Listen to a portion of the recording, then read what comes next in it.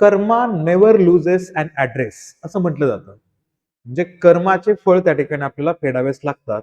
त्या अंतर्गत सगळ्यात महत्वाचा मुद्दा या ठिकाणी मांडला जातो तो म्हणजे काय, तर हौती रिबेल्स हे सौदी अरेबियावरती हल्ला करतात. येमेनच्या असणाऱ्या सानिध्यातून हा हल्ला होतो आणि तो हल्ला एवढ्या असणाऱ्या प्रश्नांना उजागर करतो की त्यामध्ये सगळ्यात महत्वाचा देश अडकतो तो म्हणजे पाकिस्तान.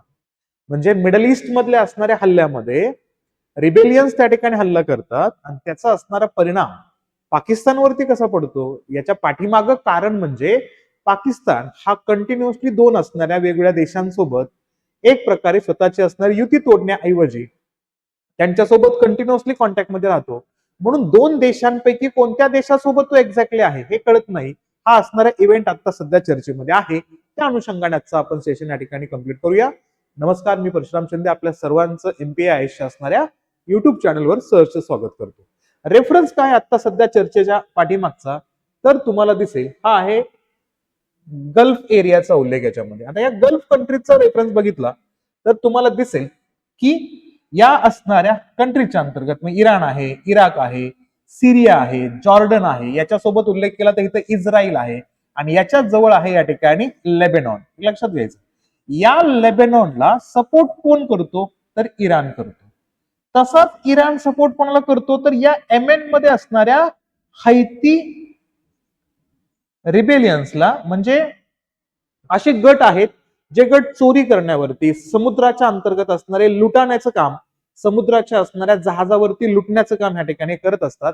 हे रिबेलियन्स तुम्हाला कंटिन्युअसली या एरियामध्ये दिसतात. म्हणजे कुठं सोमालिया आणि येमेन यांच्या असणाऱ्या झोन मध्ये तुम्हाला रिबेलियन्स ऍक्टिव्ह होताना दिसतात. तर यांना सपोर्ट कोण करतो?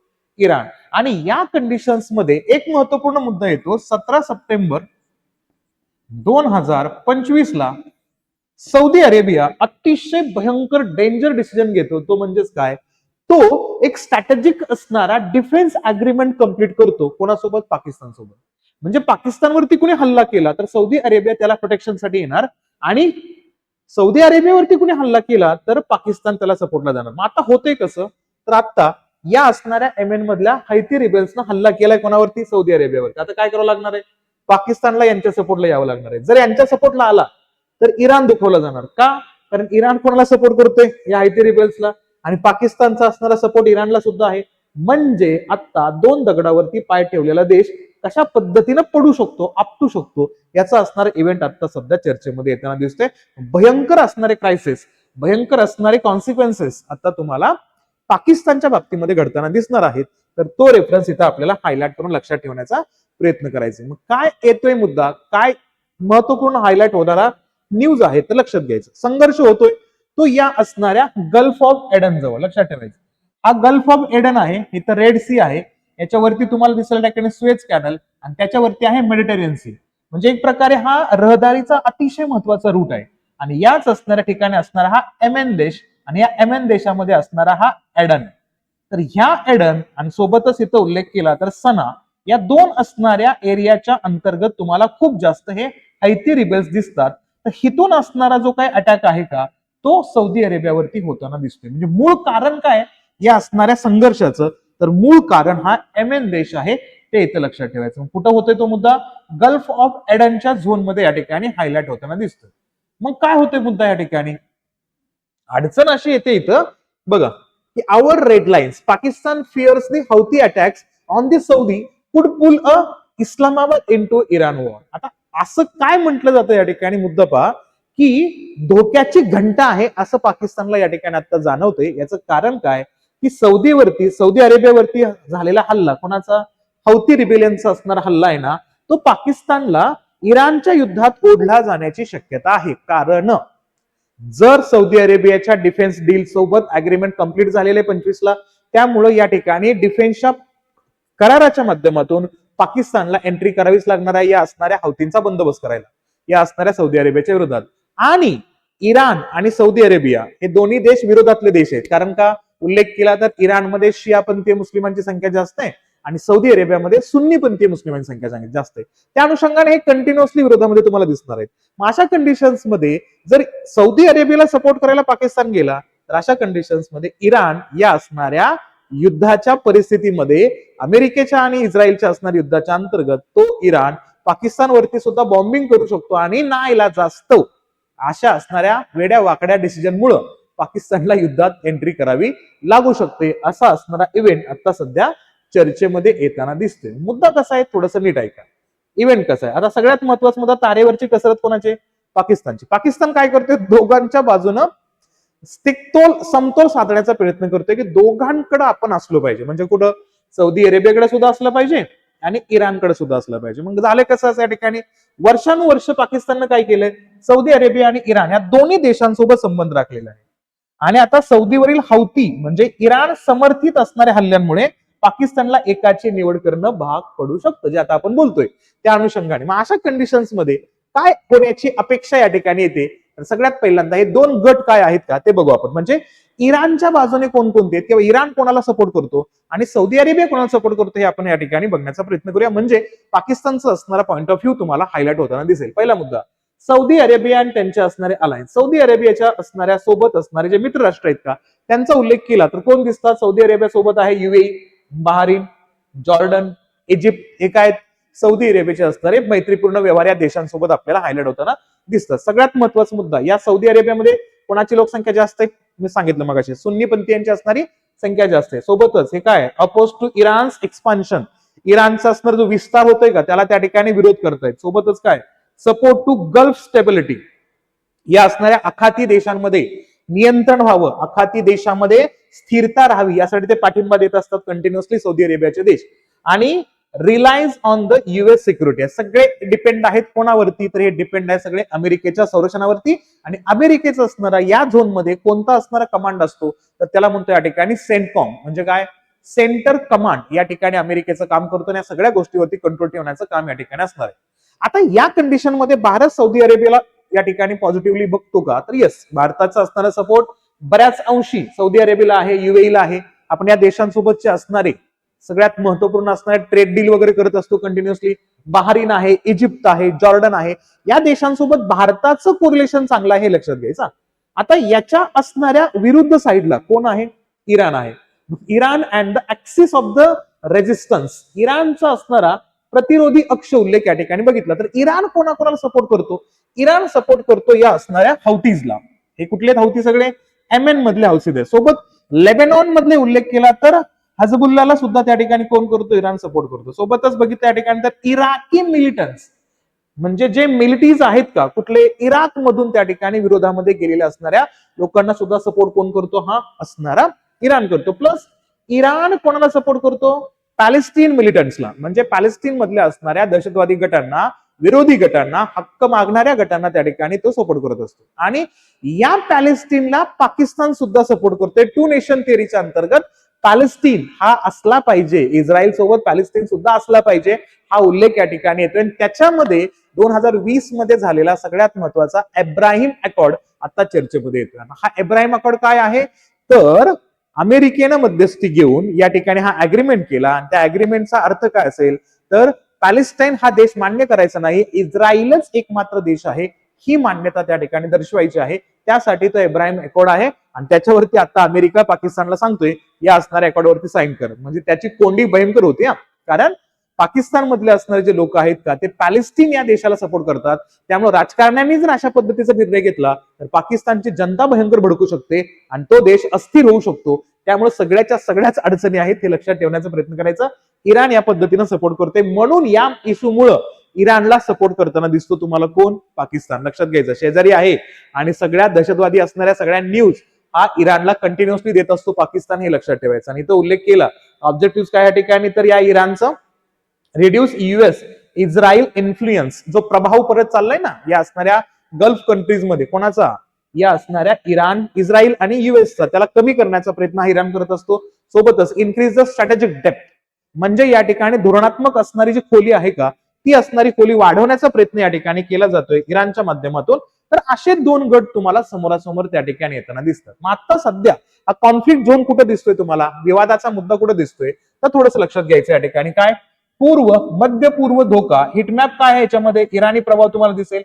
हा असणारा जो इराण आहे ना, हा इराण या असणाऱ्या इराक मधल्या प्रदेशांवरती सुद्धा बऱ्याच वेळा कंट्रोल ठेवताना या ठिकाणी दिसतो. मुद्दा कसा आहे बघा, या संपूर्ण असणाऱ्या झोन मध्ये तुम्हाला हायलाइटेड होणारे मूळ मुद्दे दिसतात. हा या ठिकाणचा इराण लक्षात घ्या, आणि त्याच्या जवळचा असणारा हा इराक हाय पण लक्षात घ्या. याच्यामध्ये कसं होतं, हिता आहे तो म्हणजे एमएन, आणि त्या एमएन देशामध्येच तुम्हाला दिसतात ते म्हणजेच कोण या ठिकाणी, तर हौती रिबेलियन्स तुम्हाला या ठिकाणी दिसतात. एमएनच्या सोबत त्या ठिकाणी हा आहे ओमान, आणि या ओमान सोबत रिसेंटली 2026 मध्ये भारतानं अग्रीमेंट केलेलं आहे. हे पण डोळ्यासमोर राहू द्या. ठीक आहे, आता मुद्दा कसा येतो, याच्याच जवळच तुम्हाला हा एक बारका देश दिसत असेल, तो आहे लेबनॉन. आणि हा लेबनॉन असा देश आहे जिथं जगातले ऑलमोस्ट सगळे दहशतवादी संघटना त्या ठिकाणी आपल्याला ऍक्टिव्ह असताना दिसतात. त्यातला आहे या ठिकाणी कुठला, हिजबुल्ला हा असणारा गट. त्या हिजबुल्लाला कोण सपोर्ट करतो, इराण सपोर्ट करतो. हौतीला कोण सपोर्ट करतो, इराण सपोर्ट करतो. सोबतच उल्लेख केला तर इस्रायल हा काय करतो, कंटिन्युअसली अटॅक करत असतो कोणावरती, इराणवरती.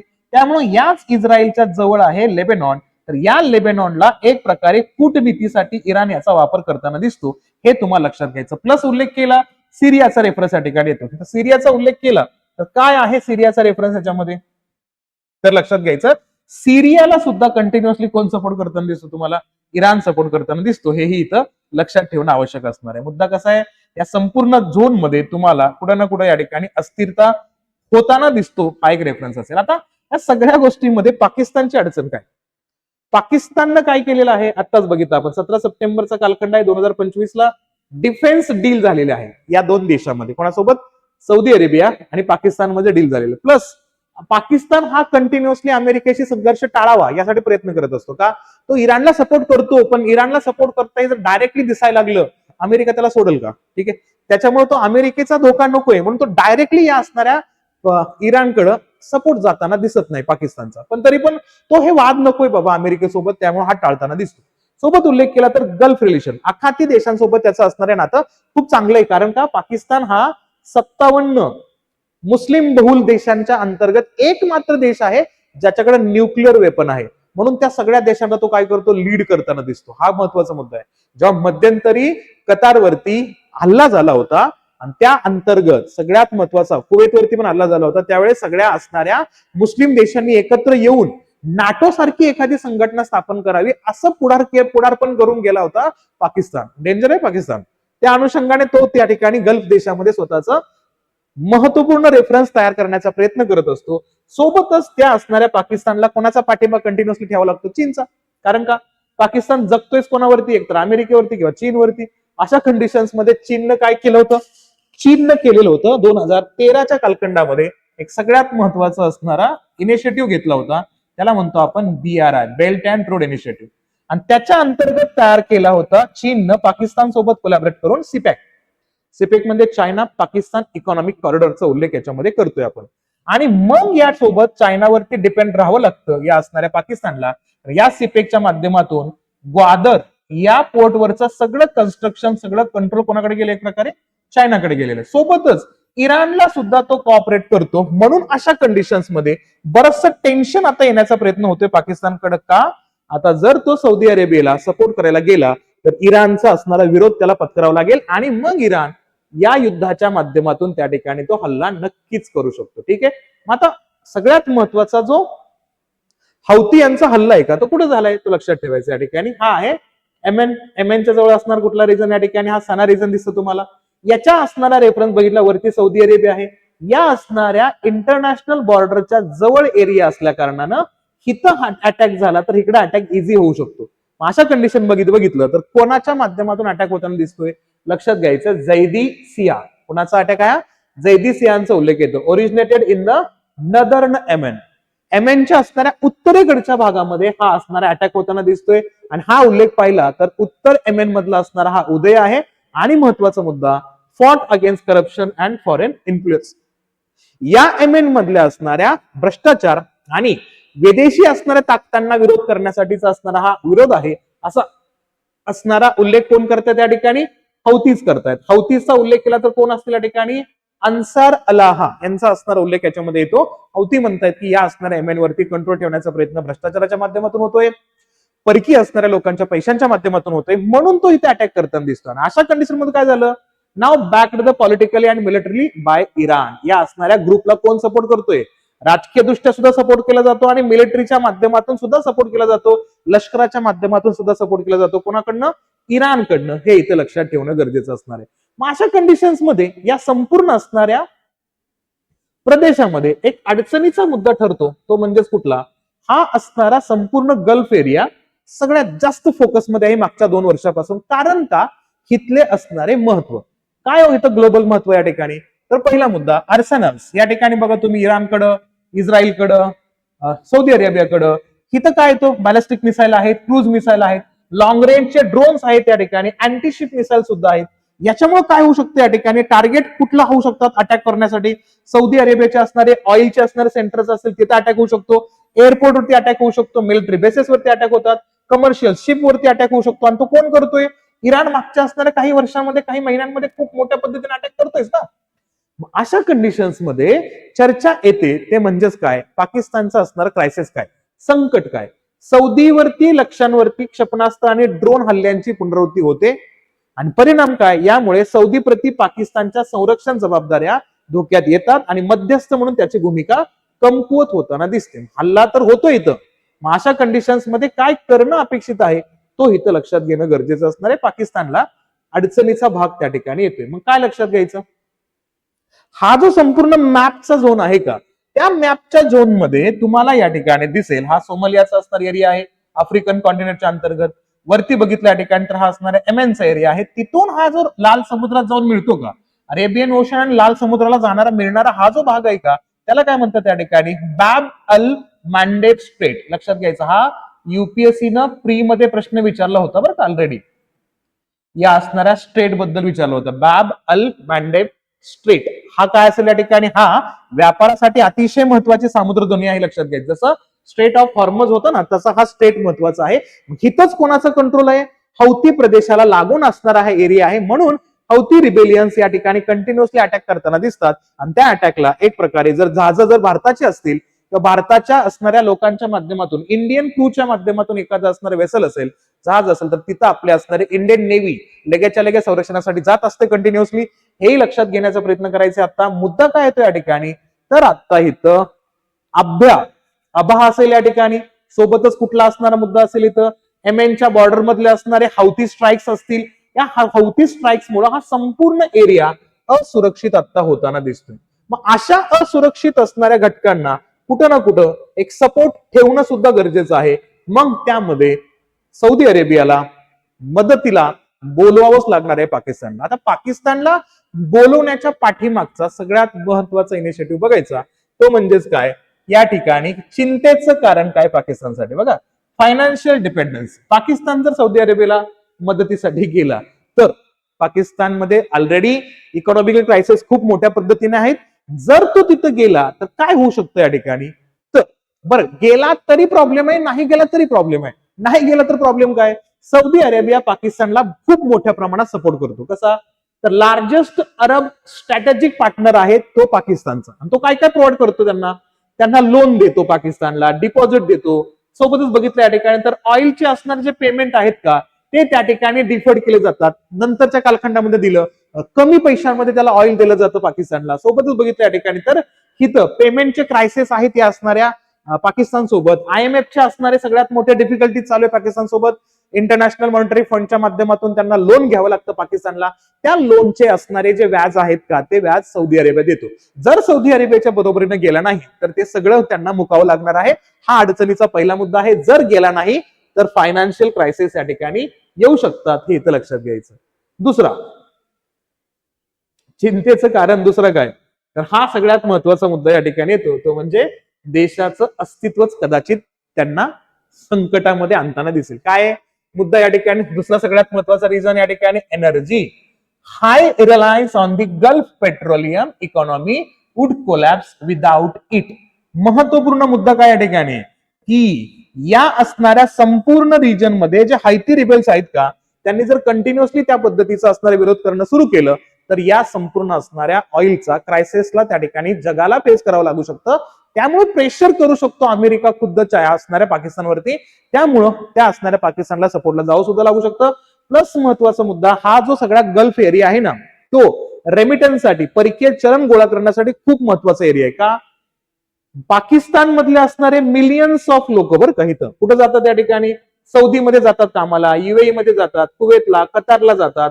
आणि त्याच्यामुळं पाकिस्तानला फॉरेक्स रिझर्व्ह असेल, फॉरेक्स एक्सचेंज असतील ते खूप मोठ्या प्रमाणात प्राप्त होत असतात. म्हणून पाकिस्तानला या सौदी सारख्या देशांसोबत कोलॅबरेट करून राहावंच लागतं. हा एक असणारा महत्वपूर्ण उल्लेख या ठिकाणी तिथं आपल्याला लक्षात घ्यायचं. मग अशा कंडिशन्स मध्ये ही कोंडी तोडायची कशी?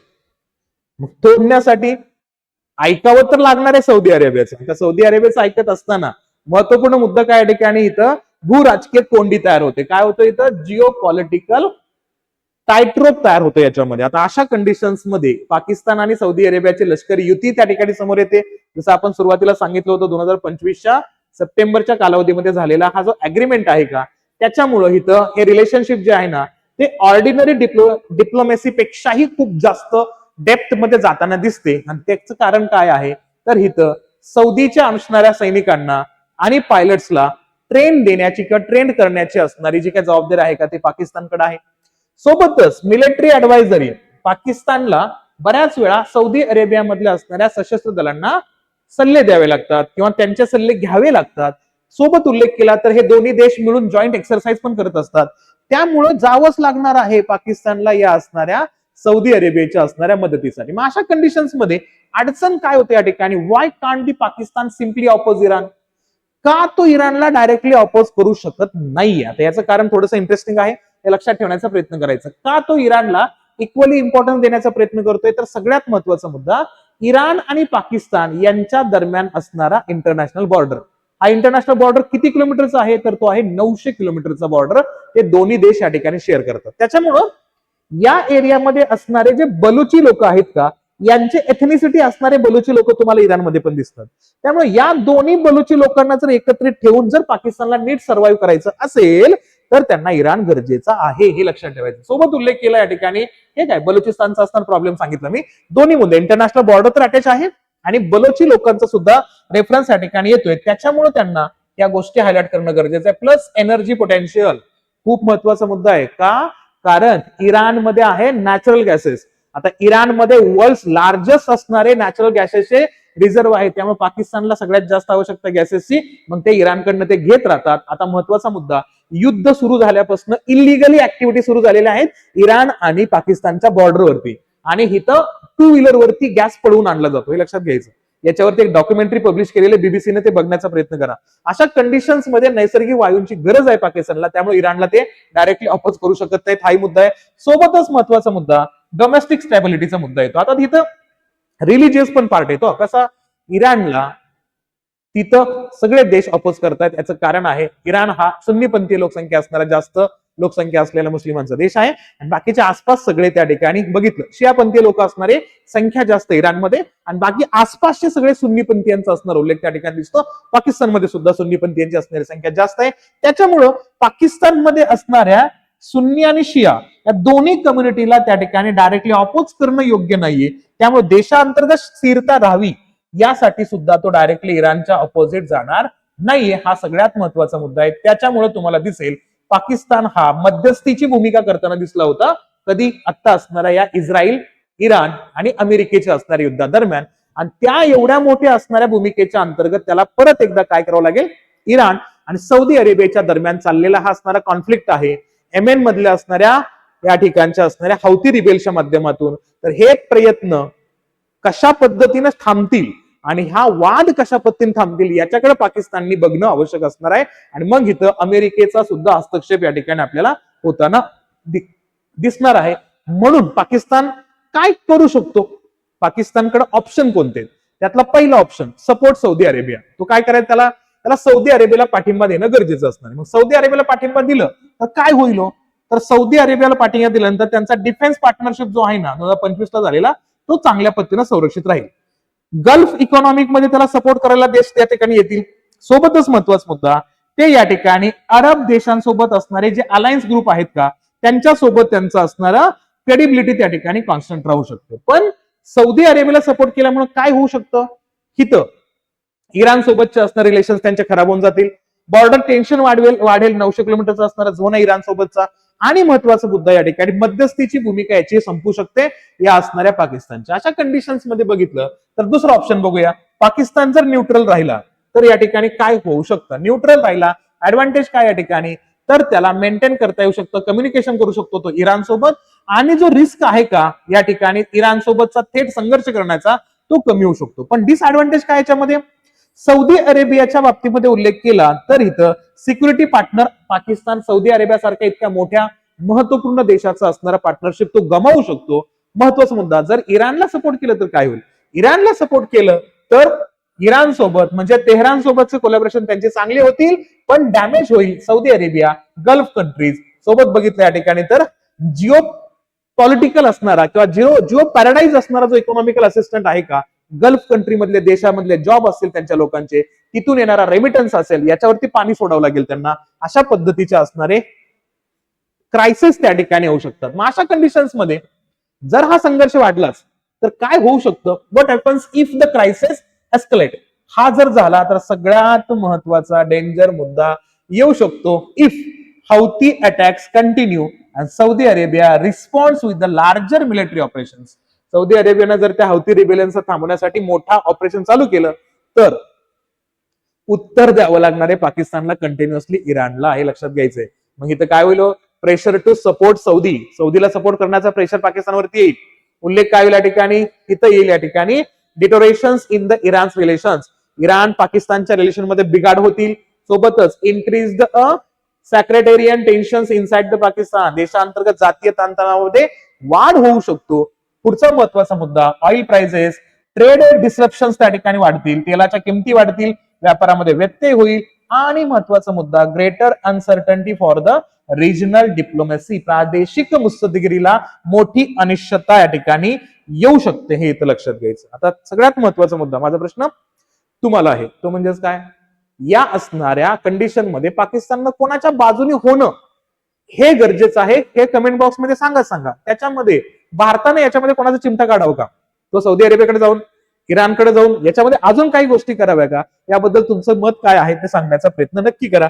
का भारत आपला चाललाय त्या कंडिशन मध्ये योग्य आहे हे पण तुम्ही मांडू शकता. प्लस आपल्या असणाऱ्या महाराष्ट्र प्रबोधिनी या असणार आपल्या ऍप्लिकेशनच्या अंतर्गत गुगल प्ले स्टोअरवरती जावा, तुम्हाला हे असणारं ऍप्लिकेशन डाउनलोड करता येईल आणि युपीएससी एमपीएससी असेल, कंबाईनची एक्झाम असेल, त्या अनुषंगाने तुम्ही याचं असणार गायडन्स पूर्ण पद्धतीने घेऊ शकता. एनसीआरटीचं असणारं फाउंडेशनचे कोर्स तुमच्यासाठी अवेलेबल करून दिलेत आपण युपीएससी एमपीएससीच्या एक्झामसाठी. नवीन सिलेबसच्या पॅटर्नसाठी आपल्याला गरजेचे असतात तर ते तुम्हाला मिळून जातील. बेसिक कन्सेप्ट वगैरे क्लिअर होऊन जातील. आणि जे कंबाईनच्या असणाऱ्या परीक्षांची तयारी करतायत त्यांच्यासाठी विजयी बहु बॅच आहे, ती पण तुम्ही जॉईन करू शकता. यासाठी तुम्हाला कंटिन्युअसली आपल्या असणाऱ्या युट्यूब चॅनलवरच्या सेशनला अटेंड करायचं आहे आणि या असणाऱ्या माध्यमातून तुम्हाला अपडेट करत जाऊ आपण. सोबतच सेशन आवडलं असेल तर जास्तीत जास्त विद्यार्थ्यांपर्यंत शेअर करा, लाईक करा सेशनला. आणि अशाच असणाऱ्या नवीन कंटेंट बघण्यासाठी जर चॅनलवरती नवीन असाल तर चॅनल सबस्क्राईब नक्कीच करा. ठीक आहे, भेटूया आपण नेक्स्ट सेशनला. तोपर्यंत काळजी घ्या आणि अभ्यास करत राहा. थँक्यू.